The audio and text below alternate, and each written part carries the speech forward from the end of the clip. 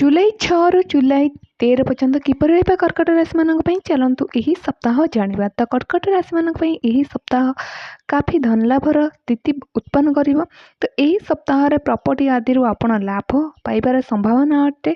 तो एहा मध्य रे आपणक जीवन रे टिके कष्ट मध्य कौनसी कारण पई आपण पाई पारंती, शारीरिक कष्ट बा शारीरिक चिंता पाई पारंती। किंतु देखा जाय तो बुधवार ठारू आपण मानकर स्थिति बेहतर रहिबो। तो देखा जाए तो यही सप्ताह रे आपण निजर क्षमता ठारू अधिक धन लाभ करिपारंती। किंतु आपणकर हेल्थ रो विशेष ध्यान रखिବାକୁ पड़िबो। एबे आपणकर परिवार फैमिली देखा जाए तो नॉर्मल रहिबो स्थिति, कौनसी प्रकार इश्यू भी नाही। तो आपणकर उपाय रहउछि कि मंगल ग्रह को शुभ परिणाम पाइबा पई आपण गाय को गुड़ ओ रुटी खाइबाकू दियंतु।